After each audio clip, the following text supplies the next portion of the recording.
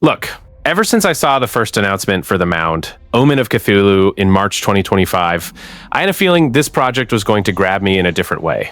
It is not every day we see Ace Team diving into a Lovecraftian cooperative horror game, and after spending considerable time with the Steam Next Fest demo and following everything the developer has released so far, I have a well-formed opinion on how this game is being shaped.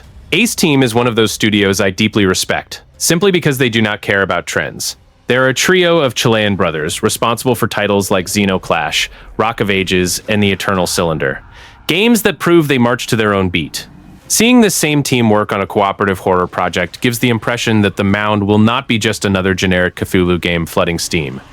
There is a distinct DNA here, a boldness that only a studio with a history of creating unconventional experiences can bring. The partnership with NACon is also noteworthy in the context of development. The French publisher not only picked up this project, but also invested in another game in the Lovecraft universe, Cthulhu: The Cosmic Abyss, which has already been released. This shows it was not a random investment. They are building a portfolio around this mythology. When a large publisher makes a commitment like this, it provides the studio with a structure that will hopefully not compromise the creative vision Ace Team has always maintained. What drew the most attention during the development process was the pace and transparency maintained by the team. There was a closed beta previously, and now, in June 2026, they opened a robust demo during the Steam Next Fest, practically a month before the planned release on July 15th. In my experience, when a studio is confident enough to release a demo so close to the final date, it indicates the game is already in a polished state. It did not feel like a broken product or a disguised early access. It seems they are genuinely using this period to adjust the difficulty curve and public response before finalizing the release. Furthermore, the choice of setting is distinct. They avoided the obvious New England tropes, such as Victorian houses and fishing villages that have been overused. Instead, they placed the experience in the 16th century South American jungle during the era of the conquistadors. Being Ace Team from Chile, a real cultural and geographical connection to this scenery is noticeable. It is not a generic jungle, it possesses an identity. This shows that development was planned to leverage what the team knows, rather than just copying what worked in other horror games. The most interesting point is the choice of source material. They did not adapt the Call of Cthulhu, which everyone knows, but rather the novella The Mound, which is a more obscure text that allows for a freer interpretation. This gives the impression that the team had the freedom to create original mechanics, such as the sanity system that distorts perception and turns allies into threats, without being bound by rigid fan expectations. It is a smart development move. Capture the essence of cosmic horror, but build the structure with your own materials. The impression remains that the Mound Omen of Cthulhu is a mature project. Ace Team is using all its experience in creating strange worlds, NACon is providing publishing support, and they still manage to maintain a visual and mechanical identity that does not feel disposable. If they can deliver all of this without the last-minute technical issues that plague every online cooperative game, this could be the studio's best project to date.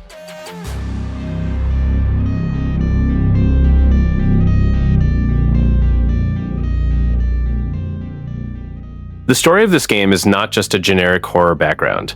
It is the core of what makes the experience intense.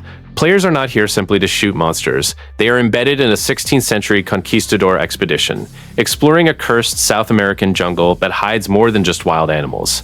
The premise places you as part of a group of explorers who disembarked from a galleon with a single objective: to find the entrance to a legendary underground city filled with unimaginable treasures known as the Mound. This setup is engaging because it provides a clear reason to be there beyond basic survival. What warrants appreciation here, and what will be noticeable during gameplay, is Ace Team's smart choice not to rely on the easy appeal of the Call of Cthulhu or Lovecraft's more obvious stories. They sought inspiration in the novella The Mound, which is an obscure material that allows for a much freer interpretation. This approach is a breath of fresh air. Instead of being stuck in repetitive cycles of cultists and abandoned mansions, the game throws you into the context of New World exploration, where the unknown is both supernatural and geographical. They created a narrative where the jungle itself functions as a hostile character, making it feel like an adventure story that turned into a nightmare, rather than the other way around. The narrative structure revolves around your galleon, which functions as a hub between expeditions. It is there that El Capitan gives you contracts, and this dynamic of signing missions before diving into the woods provides a solid sense of punitive progress. It avoids the aimless wandering of standard open-world designs. The story unfolds in cycles. You receive a contract, be it to find a missing person, locate an old fort, or simply gather riches. And then you head into the jungle knowing that if you do not return alive, that was your final story. This approach works well because it adds narrative weight to each expedition. You are not doing random fetch quests. You are literally signing a paper that could cost your sanity.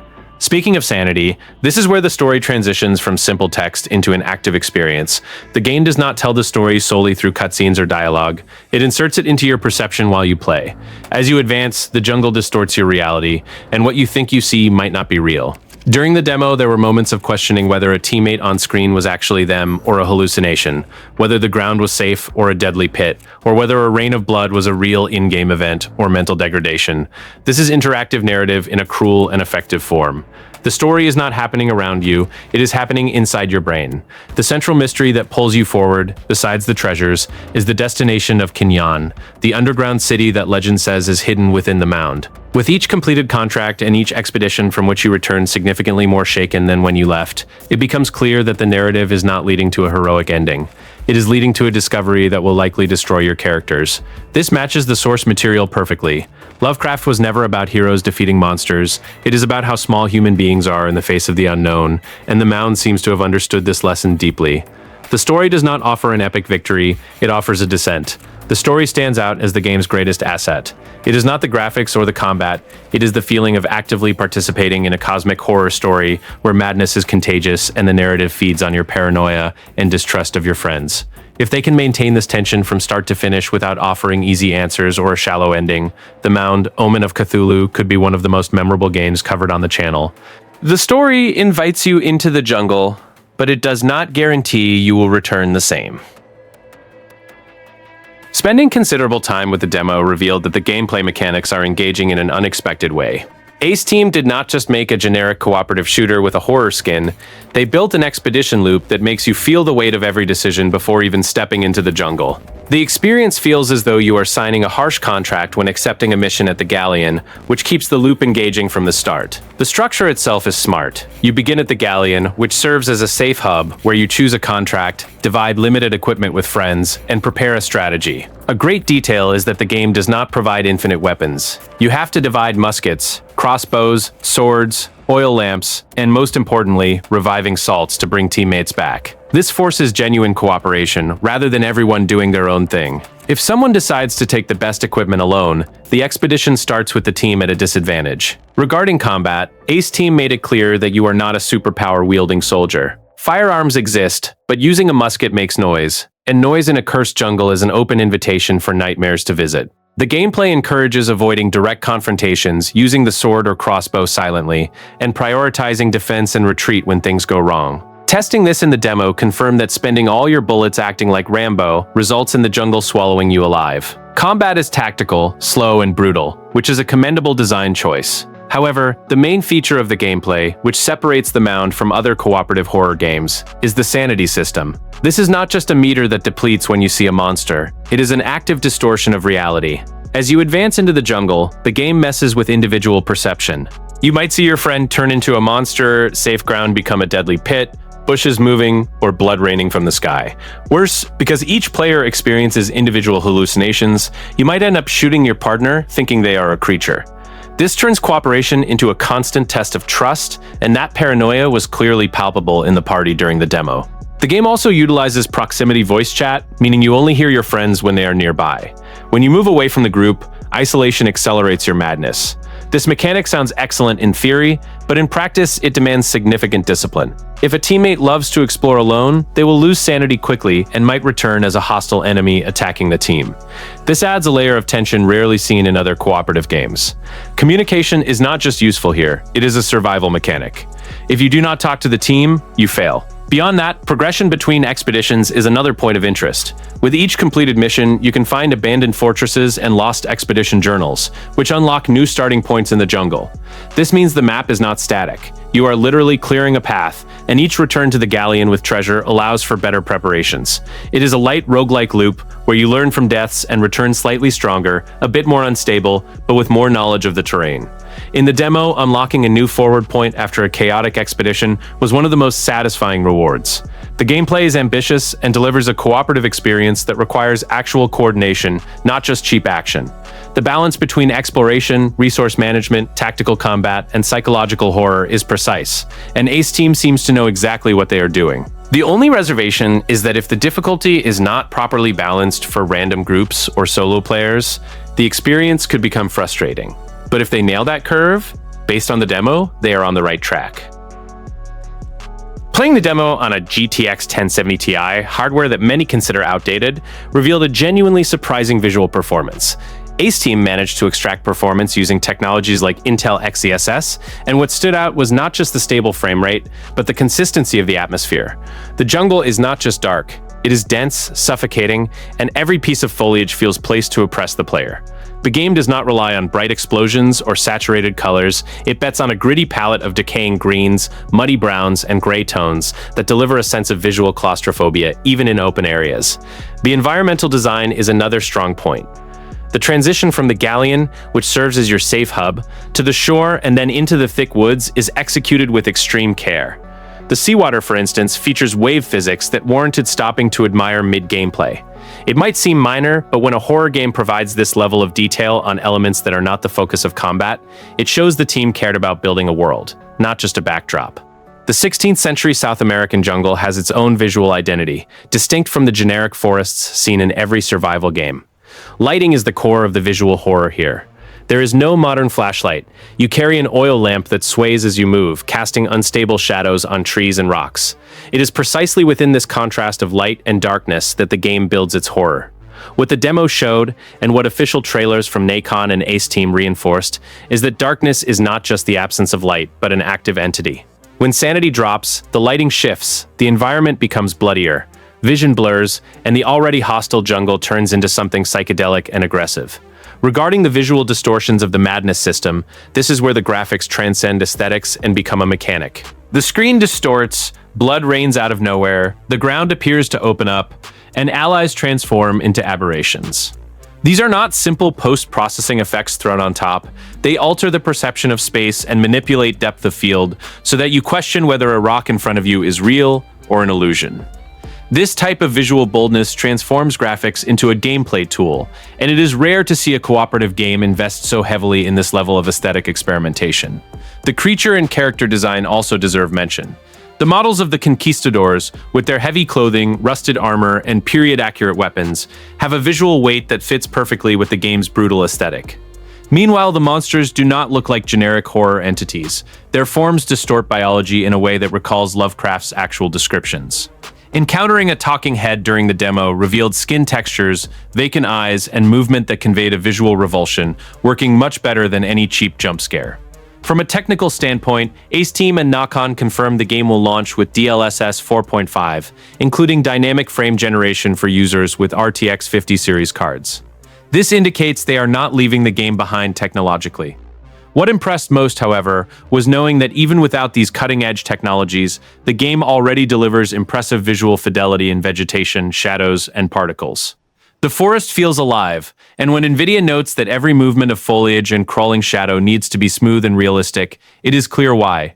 The game sells its horror through the consistency of its visual world. The graphics of Omen of Cthulhu are the soul of the experience. It is not a game that will impress with next-gen photorealism, but it uses its visuals with a clear purpose: to make you feel uncomfortable, paranoid, and lost. The gritty aesthetic, precarious lighting, psychedelic distortions, and creature designs that violate visual logic unite to create a nightmare that relies heavily on what you see, not just what you hear. That is exactly what a Lovecraftian game needs to deliver. The performance of the Mound, Omen of Cthulhu, sits at a curious point where the game shows strong technical potential but remains demanding, requiring respect from hardware. The demo version did not feel like a complete disaster, but it is also not a lightweight game that will run easily on any average machine. The first standout element is the official PC requirements. The Steam page lists a minimum of a GTX 1660 Super, RX 5600 XT, or ARC A770 with 16 gigabytes of RAM, while the recommended specs jump to an RTX 3070 or RX 6750 XT, which is quite aggressive for a first-person cooperative horror game. Seeing these requirements indicates that Ace Team is targeting a heavy visual load and intensive effect processing rather than broad accessibility. The positive side is that Nacon confirmed support for DLSS 4.5 at launch, including dynamic multi-frame generation and super resolution for GeForce RTX 50 series cards. This gives the impression that the team knows the game is demanding and is attempting to compensate with scaling and frame generation technologies. This is smart, but it also indirectly reveals that raw performance might not be very flexible without these features. It is also noticeable that the performance reception of the demo was somewhat split.